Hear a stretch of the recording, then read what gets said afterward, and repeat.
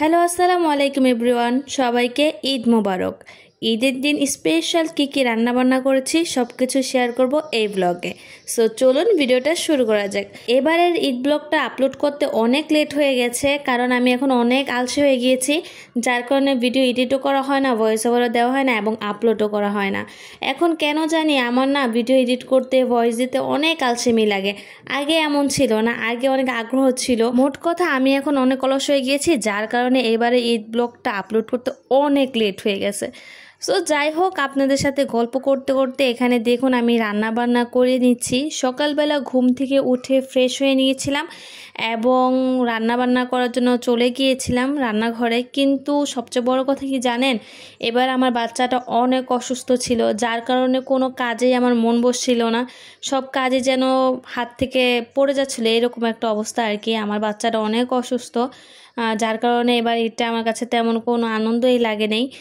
এক তো দেখা যায় আপনাদের ভাইয়া আমাদের সাথে নাই, সে যেহেতু প্রবাসে আছে, আবার এখান দিয়ে আমার ছেলেটা অসুস্থ, ওকে নিয়ে অনেক ব্যস্ত ছিলাম, যার কারণে মনে করেন এবার এটা আমার তেমন ভালোই কাটে নেই। ও খুবই অসুস্থ ছিল। সবাই আমার বাচ্চাটার জন্য অনেক দোয়া করবেন, সে যেন সবসময় ভালো থাকে, সুস্থ সবল থাকে, আল্লাহ পাক তাকে যেন সুস্থ সবল রাখে। এখানে মাংস ভালো মতো আমি মেরিনেট করে নিচ্ছিলাম, তারপর এটা আমি কিছুক্ষণের জন্য রেস্টে রেখে দিয়েছিলাম এবং এটা আমি কিছুক্ষণ পরে চুলায় বসিয়ে দিয়েছি।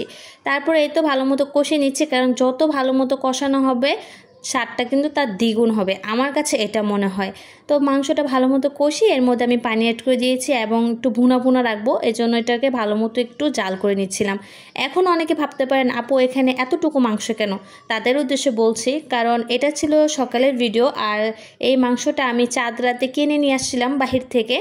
তো এজন্য এখানে অল্পটুকু মাংসই রান্না করে নিয়েছি, কারণ বিকেলে তো দেখা যায় কুরবানির মাংসটা রান্না করা হবে, তাই এখানে অল্প একটু মাংস রান্না করে নিয়েছি সকালের জন্য। তো যাই হোক, মাংস রান্না হয়ে যাওয়ার পর এখানে নুডলস রান্না করে নিয়েছিলাম। এখানে মুরগির মাংস দিয়ে নুডলস রান্না করে নিয়েছি। প্রত্যেক ঈদে মিষ্টি আইটেম তো থাকবেই, সেমাই ছাড়া তো আমার কাছে ঈদই মনে হয় না। সেমাই আইটেমও আছে, কিন্তু আমি ভাবলাম যে ঝাল ঝাল নুডলস রান্না করলে অনেক ভালো হবে, এজন্য ফার্স্টে নুডলসটা রান্না করে নিয়েছি, তারপরে এবার মিষ্টি আইটেমগুলো রান্না করে নেব। মিষ্টি আইটেমের মধ্যে সবার প্রথম আমি জর্দা সেমাই রান্না করেছি, কারণ এই সেমাইটা আমার বাচ্চাটা খুব পছন্দ করে। ও আর কি মিষ্টি আইটেমের মধ্যে যে দুধ সেমাই যেটা হয় সেটা আর কেউ খেতে পারে না, কিন্তু মাশাআল্লাহ এটা খুব পছন্দ করে। তো এটা আগে আমি রান্না করেছি। এখানে আমি বেশখানি গুঁড়ো দুধ দিয়েছি এবং অনেকখানি নারকেল কোরানো দিয়েছি। এই দুটা জিনিস যদি বেশ ভালো মতো দেওয়া হয় তাহলে দেখা যায় কি এটা স্বাদটা বেশ ভালোই আসে, আমার কাছে বেশ ভালোই লাগে। সো ফার্স্টে আমি এটা রান্না করে নিয়েছি, এরপর এটা রান্না প্রায় শেষ, এখন আমি এটা পরিবেশন করে নিচ্ছি।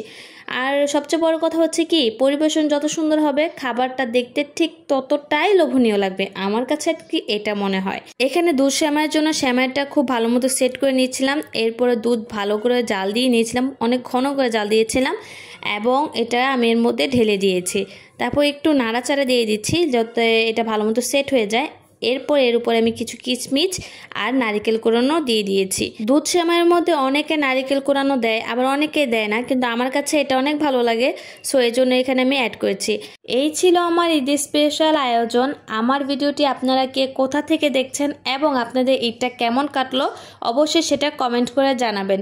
ভিডিওটি যদি ভালো লেগে থাকে অবশ্যই লাইক, কমেন্ট অ্যান্ড শেয়ার করে দিবেন। এতক্ষণ পাশে থাকার জন্য আপনাদের অসংখ্য ধন্যবাদ।